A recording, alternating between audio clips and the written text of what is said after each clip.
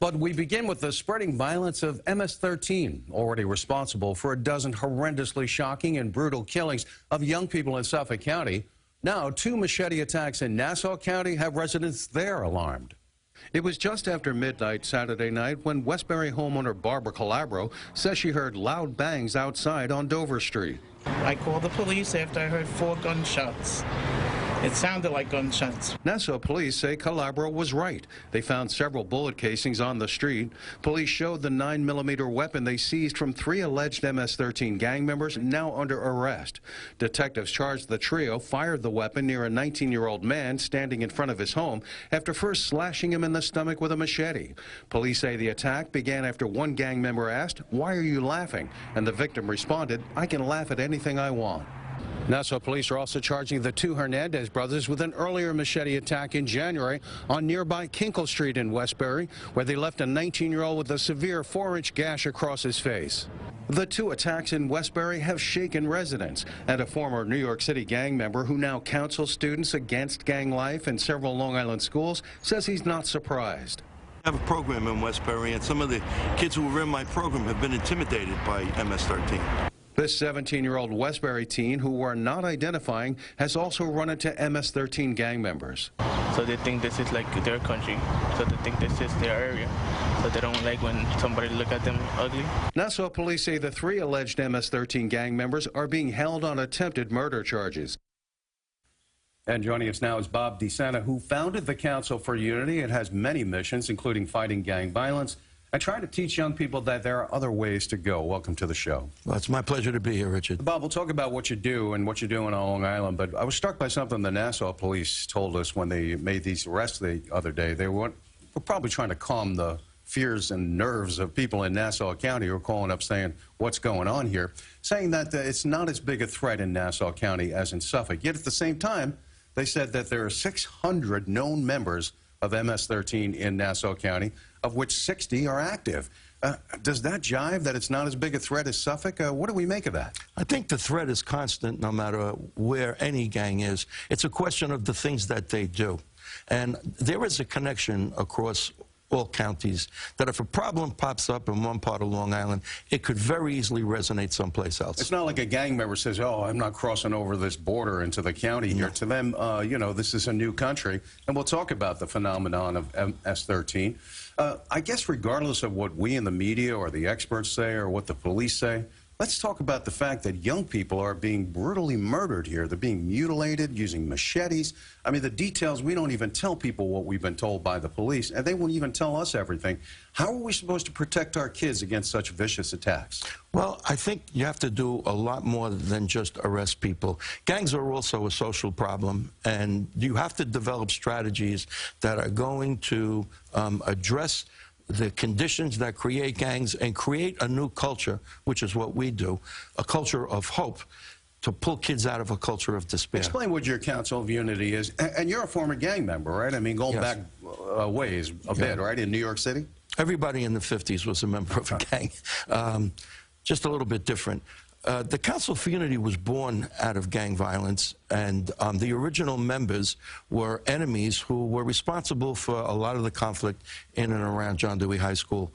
They agreed to work with me for 1 year, and at the end of that year, they transformed into a band of brothers and wanted to create something that would meet the same needs in kids that gangs do, and that's how the Council for Unity was born. And from that, in the last 4 decades, you've gone into the jails, Rikers Island. You're in all the schools in the city, including the elementary schools. And now you're in where on Long Island? We're in Lawrence, we're in Westbury, we're in Central Islip, and we're in Riverhead.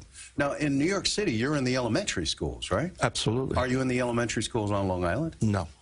Well, do you think that's needed? I'm sure there's going to be some parents who say, I don't want my 9-year-old hearing about gangs and you're frightening them. But do you think it's needed? You're doing it in the city. Do we need that here on Long Island? Absolutely. Children live in environments where they're exposed to gangs, and that is going to affect them. And they need a forum to get help and to find a support system that can help them to stay away from and avoid being involved in gang activity. Well, here's the reason why it might make some sense for those who would be in favor, but like yourself, having it in the schools. The police are telling us that they're recruiting these kids as young as 10, 12 years old. Absolutely. Listen, children have been born into gang life across the board. So if you have a big presence of a gang in a community, they're going to have children. And those children are going to be brought up in that lifestyle. So what are you doing in the schools that makes a difference? Because, you know, we're throwing law enforcement at this. Look at this, from the highest level now, from the White House. He sends in the Attorney General, Jeff Sessions, saying we're going to bring the FBI in here. We got the state police being brought in by Governor Cuomo. We got both counties working out. We got the sheriff's office. You got local police, people calling anonymous tips.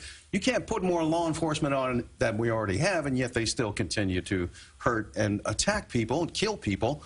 What is the difference in the way you approach it from what the cops do? Well, one of the things, we have a lot of law enforcement in Council of Unity, including former FBI bureau chiefs. And one of the things that is a fact, according to them, is that you cannot arrest your way out of this problem. Yeah, but it's what do you not do just, instead? Well, you have to create something, an alternative culture that meets the same needs in kids that gangs do, and get that culture vetted in schools and in communities, which is what we do. Well, you see, this has already become politicized. Yes. You know, some of these, more than half of the MS-13 arrests were people who were undocumented immigrants. They were here illegally. Sure. And in some of these cases, they were unescorted minors as part of a federal program to allow in young children supposedly fleeing political persecution and economic injustice. And yet some of them are also joining the gangs, maybe under pressure from the gangs. What about that dynamic? People are arguing over whether or not we're politicizing it over what our views are about illegal immigrants, yet on the other hand, we're finding some of them are. A lot of them are. I believe a lot of them are. And I don't have a problem with immigrants who were gang involved being deported.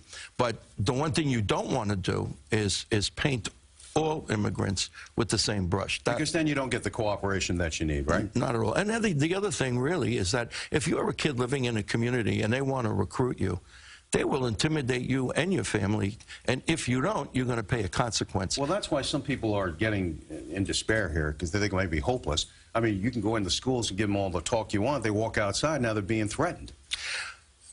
We have a different experience over the past 42 years. We're in 4 prisons, we're in school systems where we're actually requested to confront the gang issues that they have. In my experience, and I can't speak for anybody else, every single time we've gone into a school in crisis with gangs and rolled out the Council for Unity model, every single time those gang members came over. Now, I would tell your viewers one thing. They should not believe one word that I say. Go on www.councilforunity.org and you will witness what I am stating here. Have you had any luck with MS-13 members? Yes. Yes, we have. We have. You mean you got them out of that life? Absolutely. Absolutely. It's not a... Look, we don't look at gangs and present ourselves as the enemy. Most of the people who work for me got a second chance. I got a second chance. Some of them are former gang members. A lot of them are. Okay. And I think the bottom line here is that we're making an assumption that gang members are happy in their lifestyle. My experience is that they're not.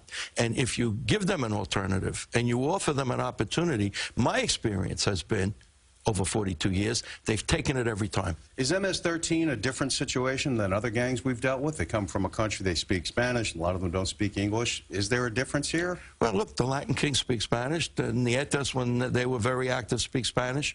The Trinitarios, and you can go through a whole host of Latin gangs that also use machetes and speak Spanish. I think that MS-13, and I don't want to, create an impression here that I hate the kids that are involved in that. They've been exposed to some horrific conditions in the country where they've come from, and that's been their experience. And that, when they come here, that's what they're bringing with them, what they know. We have to understand that as well. But, it's hard to understand that when people are wielding machetes sometimes. Bob DeSena, with the Council for Unity, already at work in the schools, and we thank you for your work through the decades. We hope it'll help turn things around and make our community safer. Thank you, sir. Well, it's my pleasure being here.